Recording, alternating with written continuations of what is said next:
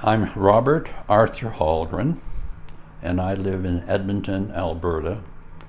I actually was born in China in a place called Lanzhou, which is up in the northwest part in Gansu, very close to Tibet. And I was born there just at the start of the Second World War, with Japanese airplanes flying over the city to bomb the center of the city. And that was, so my parents moved from China very quickly because the Japanese were invading China at the time. My mother and dad then came to Canada, and my dad was a pastor at a place called Malmo, which is a small little community just actually east of Wetaskiwin. And we, as young children, grew up in Malmo during the Second World War. At the end of the Second World War, my parents went back to China and were missionaries there. And the mission school had a school actually that had all the children boarding at the school that was in the central part of China. At the time it was a place called Guling, which is a mountain area along the Yangtze River in southern part of China, where all the wealthy Chinese had summer homes because it was so nice and cool and refreshing compared to living down in the plains by the Yangtze River. It was a boarding school, much started out really on the basis of the British boarding school type of thing. The communists then took over in 1951. And after a couple of years, the communists decided to get rid of all foreigners out of China. So all the missionaries were actually told to get out of China.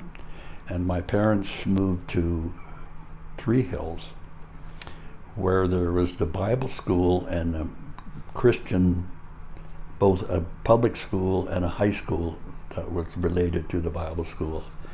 And my parents thought it was good that my brothers and myself would be at a school in a Christian school.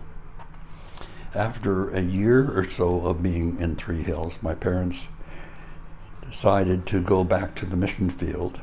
And the mission that was a Chinese mission had moved into 7 different countries in Asia. And my parents went to Japan and would spend 3 years in Japan, would come back for 10 months, go back for another 3 years, and then come back for another 10 months. So we didn't see very much of them while I was in high school or up in my older years of grade school and high school. But after I had finished high school, I thought I really would like to do something different. But my parents were coming back from Japan at the time, so they had a home in Three Hills. So I took a year of Bible school to spend a year with them. And actually, after that year of Bible school, my mother said, well, you better go to university. We'd like you to get a university training. She said, I'd like you to be a doctor if you could. So I came to Edmonton and started my university career. I did 2 years, this is 1958. I did 2 years of pre-med, and then in 1960 I went into medical school. 1964 I graduated from medical school, and then I did an internship year at the Royal Alexandra Hospital. And I thought really I wasn't prepared to go out into practice, so I did a second year of residency training. And then I joined a clinic called the Allen Clinic, and I did family practice there. And it was a wonderful, actually, clinic. It was on 120th Street, downtown Edmonton. And they had 4 general surgeons. They had a couple of internists, but mostly were sort of family practitioners. And one of the gentlemen there was a man by the name of Hallgren, who was a surgeon, who one day was sitting talking to me and said, Robert, really, what do you want to be in life? And I said, I'd really like to be a surgeon. But what's the point? There are 4 of you guys here, and At the ALEC, there are already 12 or 15 general surgeons. You don't need any more. And Hal Richards said to me, "Do you know what a pyramid looks like?" And I said, "Yes." He said, "Look at Bob. If you want to be something, be at the top of the pyramid. It doesn't matter how many people are at the bottom." And I said, "Well, how do I make sure I'm at the top?" And he said, "Well, really it depends on where you're trained. It makes a real difference. So why don't you go take a look around and see what training there is?" So I actually did a tour in which I went out to Vancouver and looked at the schools there, went down to Seattle, and then I heard about this Mayo Clinic, and I flew over to the Mayo Clinic in Minnesota, and then they were talking about a Cleveland Clinic. I thought, well, I better go see what this is like, so I went to the Cleveland Clinic in Cleveland, Ohio. And I was actually most impressed with the Cleveland Clinic. And so when I came back, I said to my partners, I think I'm going to go get my training in the States, somewhere where it's completely away from everybody, and see what it's like. So I applied to the Cleveland Clinic and moved down there with this young lady. And I became a resident, and she very quickly became the head nurse of the cardiac intensive care unit. I was just a resident. And I did my residency training there, and I thought, well, I really want to go and back to Edmonton with just my general residency training. So I took an extra year and did a lot of vascular surgery and pediatric surgery as extra training. And then I did my fellowship exams in Canada and the United States. So I had both American fellowships and the Canadian fellowships. And then I had been talking to my friends in the Allen Clinic, where it had already 4 surgeons. And one of them was Hal Richard, who had been a professor at the university. And he sort of said to me, "Well, come back and join us." Soon enjoyed my time and became busy no matter what I was competing with. And I ended up as chief of surgery at the Royal ALEC. I was head of the trauma committee for Canada. I was on the examining board of the Canadian Fellowship, and life was really very good. And then I met this young lady. Oh, she was already with you. Oh, okay.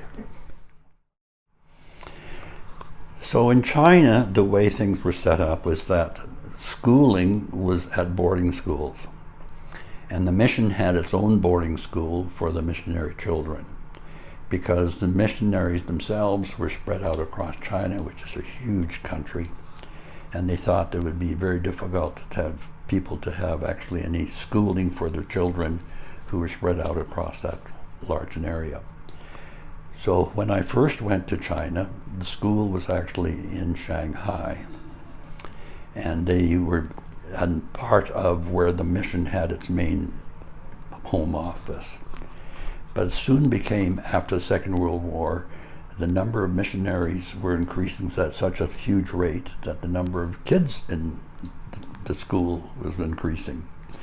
So what happened was that the mission got involved with a school that was in Guling, which is at the top of a mountainside up along the Yangtze, where all the wealthy Chinese had summer homes, because along the Yangtze is sort of a humid, terrible hot part of the country. But there had been a school there before the Second World War, and after the Second World War it had closed down, American school. It was a big boarding school, so it had all the accommodations for people to live and to live there as a boarding school for kids. So the mission took that over and had all the kids from their families come and spend their school years in Guling. And so during the week you lived at the school, and then at weekends you went home? No. Okay. Lived all at school. My parents were 2,000 miles up north. They didn't. So everybody, all the kids lived in the school. So there's one of the buildings was for girls, and one of the other buildings was for boys, where they had their bedrooms and all the rest. But the school itself was in the main building, and everybody was combined for the schools and for the dining. But they had the two living areas, both boys and girls, separated completely. Did you enjoy that lifestyle? Because, I mean, for a lot of children, the chance to play and just the live, for example, a farm lifestyle, all the adventures you'd get in, it sounds like a very structured lifestyle that you grew up in going to school in China. It was very controlled. Mm-hmm. With a bunch of kids running around, you have to have some control. So there was a lot of rules. Yeah. So anyway, the communists then took over, and after a year, they got rid of all the foreigners out of China. They said, out you go. So the mission, which had about 1,000 missionaries in China, was all of a sudden kicked out of China. Do you remember the food and what that aspect of life was like? Did you eat a lot of Western style foods, or talk at the school we ate mostly Western style. They had some obviously rice and mian and those kind of things that were Chinese foods, but they were always sort of a British. There's a British school, sort of British system of things. Yeah. When we spent our time with our parents, we got to eat a lot of the common Chinese foods much more commonly. And my parents were way up north, east part of China, by Tibet. And Gansu is where I was born, and where my parents were is right up by Tibet. And so it's way interior. And sort of interesting area, actually. But we would spend all the time in the school, and then go up and see my parents for a month every couple of years, and that would be all the time we would get the experience with them. When we came back to Three Hills, we were at this home, and my parents would be gone for 3 years, come back for 10 months, go back for 3 years, be back for 10 months. So we never really got to grow up with our parents very much. Do you regret that? I don't know if I regret it, but that was the way life was. Mm-hmm. But my mother was the oldest of a family of 11, and she had brothers who had farms. And so what happened was that as young teenagers, my brothers and I would all go down to the farms in the summertime when we weren't at school. And so I, as just a young teenager, learned how to drive tractors and combines and get yelled at, and I knew what. Yeah. As far as China goes, when the communists took over, did Yep. you get a sense of danger, or that there was any peril involved at all, or were you too young to really understand? Probably a little bit too young to understand, and there actually wasn't much problem where we were. The communists took over, and the other Chinese who were involved with the government all fled because they knew they were going to be imprisoned and killed and all the rest. So the communists at that time, as they were taking over China, were just actually marching through and taking whatever they wanted almost. It was just amazing how that the local Chinese were looking forward to some other people running the place and weren't unhappy with the idea that the communists were coming. So the local people, it was always the communists looking after the poor. And so the average Chinese who was poor was very happy about these people who were going to be looking after them and not the wealthy Chinese who had owned everything. So for the most part, the communist takeover was welcomed with open arms in many ways. By most of the people, yeah. For the average Chinese person, they thought it was much better off we'll be under the Chinese communists than they were with the other people who were very wealthy and then the very poor. Was how China was many years ago. Yeah. So to conclude your days in China, do you have a Chinese passport? And what kind of... No. You do not? Interesting. I was Swedish. I had a Swedish passport. I was a foreigner. Okay. So I never became a Chinese, nor did I ever have a Chinese passport, no. So I had a Swedish passport for most of my life. Okay. My dad was Swedish, born in Sweden. My mother was Swedish, but born in the States. But she came from a Swedish family. So I'm a pure Swede, and I've been to Sweden a number of times to look at, or to be with my dad's family who are there. Yeah. And for those watching this, the current spelling of your last name is not the traditional spelling. Can you explain that? My dad's name was Hallgren, Hellgren, and he didn't like that Hell, even though it had a double umlaut on the top of the E, which is a Swedish way of pronouncing and saying things. So he had a younger brother who moved to Canada, and his younger brother said he didn't like the name of Hallgren, so he decided it would be Hallgren and changed it to Hall. So my dad, when he came to Canada, changed his name to Hallgren. All the family in Sweden still goes by the He double umlaut, Hallgren, as the name of the family, which didn't have the implications that English word hell is. So it was different. I've been to Sweden a couple times and met all the family in Sweden many years ago. Good.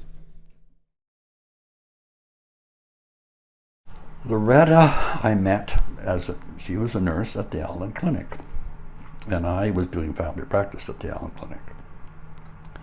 And she was married to an engineer who actually, after they had broke up, ended up owning a Chevrolet system up in northern Alberta. He did very well. He was actually an engineer, but became a millionaire very quickly. Anyway, she and I got involved, and we realized that wasn't really a very good thing. And I said, I want to do some further training. So I said, I'm going to go look around. So I went, as I said, did a tour around the States and in Canada, and was most impressed with the Cleveland Clinic. So I applied for a job there. And Loretta said, well, I'm going to go into the Cleveland Clinic as well. So she applied for an interesting job at the Cleveland Clinic, and she worked in the cardiac unit. And within a few months, she was the head nurse of the cardiac unit. And I went and did my training there, and we came back, and I started with a group of 4 surgeons at the Allen Clinic, and I was the 5th. But life was very good because I had done training elsewhere and had other specialty training, especially pediatric surgery, which very few people had had much training in, and also vascular surgery, and also hepatic surgery. And these were all sort of now becoming subspecialists. But I had had the training that made me different than the average surgeon who was used to doing gallbladders and hernias and a few other things like that. Yeah. So Loretta's career was progressing nicely. At what point did you decide that children might be in your future? I mean, you had these wonderful careers that you enjoyed so much, but this other part of your life, tell me about that decision. Well, we'd been married for a number of years and decided that we maybe would like to have, I had a child with my first marriage. She didn't have any children with her first marriage. So when things weren't very successful with having a child of our own, we decided we'd adopt. So that's when we ended up adopting a set of twins, a little boy and a girl. Might as well do it all at once. So Loretta, who had been going through to get a PhD, decided she would be there to look after the kids for a number of years. But after the kids were a couple of years old, she got a job with the cancer board and actually worked her way to pretty well the top of the cancer board very shortly. She ran the place. And I was, at the time, working at the Allen Clinic and the Royal Alec. And a few years I was chief of surgery at the Royal Alec. I was the chairman of the trauma committee for the Royal College across Canada. I ended up on the examining board for the Royal College, and so I ran the exams one time Alberta or in Edmonton, but I would do annually go across Canada to do the specialty exams in general surgery for the college. Mm-hmm. So life was good. I mean, I had a very wonderful career. For the record, the names of the two children that you adopted, and what talk about the whole adoption process and how that worked. Well, we had wanting to have our own children, but it wasn't very successful. So we sort of went to specialists and all the rest, and nothing happened. So we both decided we would like to have children. And we sort of said, well, what are we going to do? Adopt a little boy, a little girl? And Loretta said, why don't we adopt a set of twins? Look after both of them, let them grow up the same time, and we don't have to be looking for another set to adopt. So we put an application in and said we were interested in a set of twins. And within a few months they said, there's a set of twins that are just born at the Royal Alexandra, a little boy and a little girl. Are you interested? So we went over there and looked at the two little cutest little things you ever saw and said, yeah, they're ours. So we adopted a set of twins. And that's all we ever wanted. Did you name them, or were they already named? We named them. And those names are? Shaina and Shaun. Okay. Now, when you have an important and busy career as you did, and you had these little ones at home, do you think that you spent all the time as a dad that you wanted to, or how did you balance that professional life and the home life? That was difficult because, in fact, professional life can be very committed, especially depending on what you're doing and how much emergencies and stuff you have to do. But I soon became the chief of surgery at the Royal Alec, and I became so that I was busy enough that I could become a little selective as to what I did. And so I could spend some time with the kids as they grew up. That's what I really wanted to do. We would always ended up going out to BC for the summer to spend some time with the kids by one of the lakes there. So usually spend 2 or 3 weeks there for the summertime and got to know the little guys really well. Yeah. But there's no question that being in medicine and being a doctor and being on call is a commitment of time, and so you turn to be sort of never really your own person. You're always on the basis of what your commitment is and what the demands are. Mm-hmm. But I enjoyed surgery, I enjoyed the work, I enjoyed the family, so I tried to balance things out a little bit. But we would usually try to take some time off in the summertime and would go out to BC and spend 3 or 4 weeks in BC for the summertime with the kids as they were growing up. We usually went to the southern part of BC where it was always nice and warm and beautiful. We had very few people that came to the Royal Alec. We expected to see a lot of injuries, but there really wasn't that much with our tornado. We were surprised. Mm-hmm. Was there any one procedure that you turned out to be one of the best in, that you had a reputation, if there was ever anyone that had this type of issue, well, that's got to be Dr. Bob. We got to get him on that case. Was there any specialty that you were... Well, I did a lot of liver resections, was one of the first ones to do liver resections in Edmonton, so I had people coming from all different hospitals to the Royal Alec for the liver. I also was doing a lot of vascular surgery, and when I started practice, I ended up with a couple of younger surgeons who did subspecialty in peripheral vascular surgery. So as time went on, I did less and less because these younger guys, that's really what their subspecialties were, and we're doing a lot of. There was a question as to sort of how much subspecialty was going to go on for.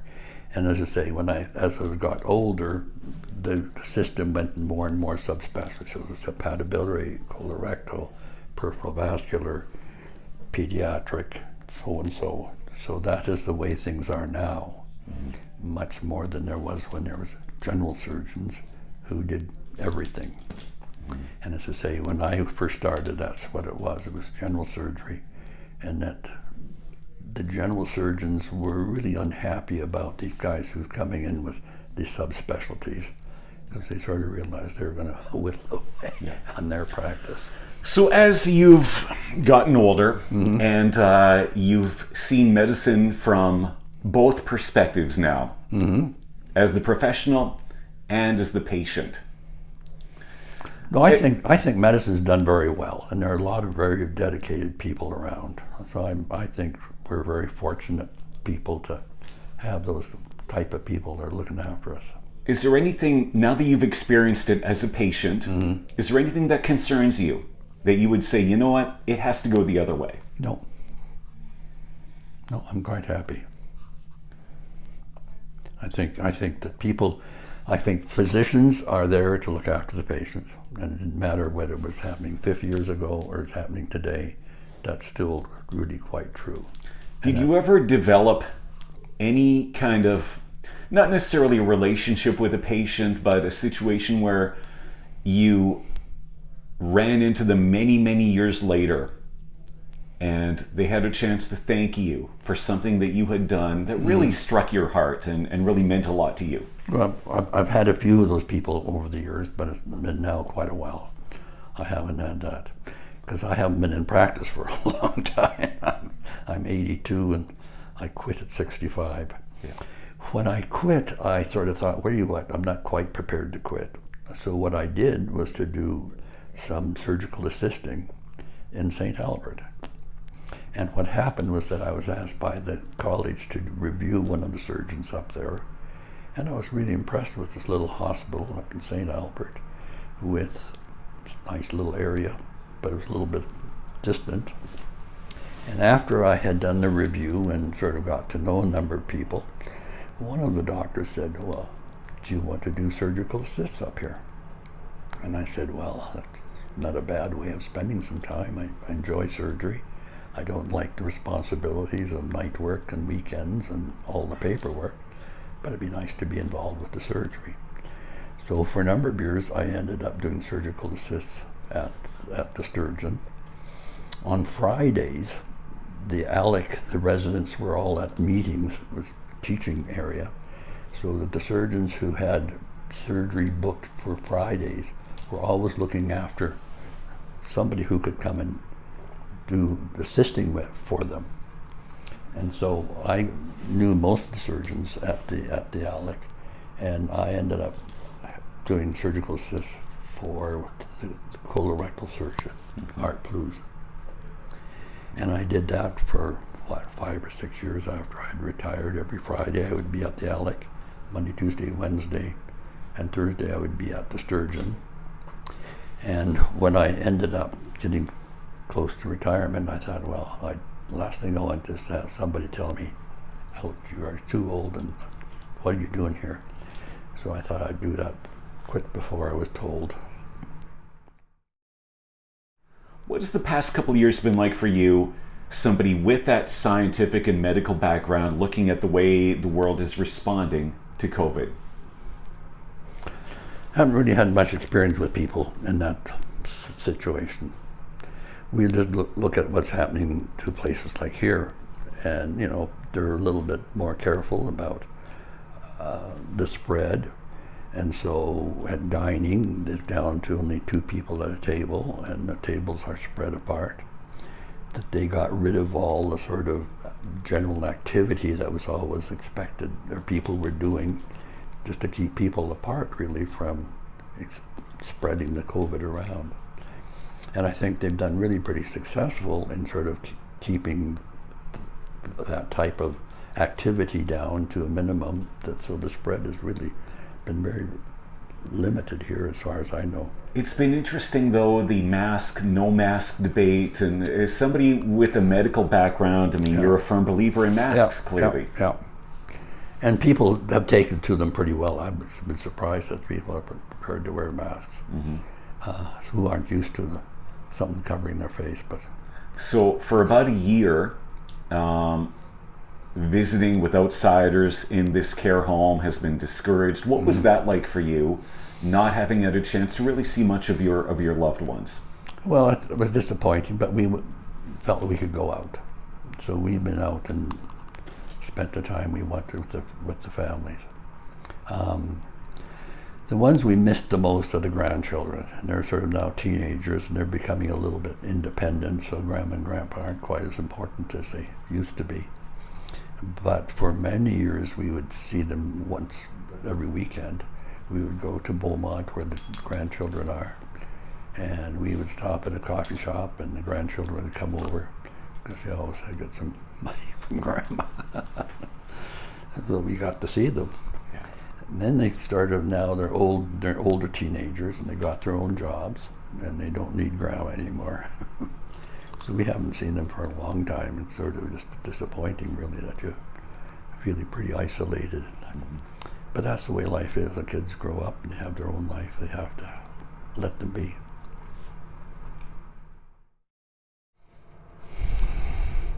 Getting 80 is becoming old. And I think the thing that, the most disturbing thing for me is really my mind, my memory. And I think I was a pretty sharp boy in my day, but now I don't remember too much what I was doing yesterday, partly because there wasn't too much excitement going on yesterday. But I think that at 82, I'm not unreasonable, and I'm probably the most disappointed is I no longer have a driver's license. And when I was going to get my driver's license, I thought I would just pass my driver's license like I've been doing for years. And I thought I did pretty well. And they said, well, we'll let you know what the results are. And so about a week later, they said, you failed. And I thought to myself, what did I do that was so terrible that I would have failed a driver's test? I used to test all sorts of people when I worked for Brewster's. I always had an A's license. I knew what I was doing. But I thought to myself, well, also, at 82, Robert, maybe you should stop driving. You don't need it. You don't have a car anymore. So Loretta, we still have Loretta's car, and she can drive. And I thought, well, that's fine. And I thought to myself, well, how often do we go out and drive anyway? And the answer is once or twice a month, maybe, if we're lucky. But, you know, I'm 82. I figure that's pretty good. That's longer than a lot of people lived. Yeah. And I'm comfortable here, and I got a wife who keeps track of me. What more do I need? Yeah. If I go tomorrow, it's no big deal. If I live another year or two, no big deal. I can live this lifestyle without too much worries or hassles. Mm-hmm. What are some of the important accomplishments in your life that you look back on with immense pride? Can you narrow it down to maybe 2 or 3 that you feel would be your legacy professionally, first of all? Being a surgeon was one of my sort of goals in life. My mother was a nurse, and it was rather with her philosophy of life and medicine that sort of drove me to that. My oldest brother was a school teacher. I was a doctor. My 2 younger brothers were lawyers, and my sister ended up with a PhD in health services administration. But it was my mother who really sort of said, you know, education is very important. I want you boys to get an education so you have some success in life. And the grandchildren is what you really sort of enjoy almost more than anything else. Yeah. And to realize that that's sort of a legacy going down for years. Yeah. But we're pretty happy with our family and for the grandchildren we got. So in many years from now, after you're long gone, the grandkids might not necessarily understand. What kind of message would you have to them many years from now? Enjoy life. Meaning what? Travel or? Whatever is enjoyable to you, but sort of make sure that at the end of your life you can look back and say, yeah, it was a good good life. And I have really looked back and say that all the traveling I've done has been wonderful. The education I got I thought was wonderful. Relationships I've had have been wonderful. So I really have no regrets. And I'm now at 82, I'm saying, well, you're at the end, Robert. Are you worried? And I said, no, I've had a good life. I'm ready to go. Final words, Robert. Yes. Final words to your family for after you're gone. I would say have some goals. Make sure that you are successful with the goals. So when you end up your life, you can say, I've done what I want. And as far as I'm concerned, I can look back and say, what I've done in the past is what I wanted to do, and I'm really quite happy to call it quits. I can go anytime. I think when I looked where I started from, I ended up very, very successful. And I'm really very happy with how that has happened. But I had those goals that I worked at, and I was successful. And I'm happy to look back and say, well, you can say goodbye anytime you want, Robert. I hope it's not tomorrow.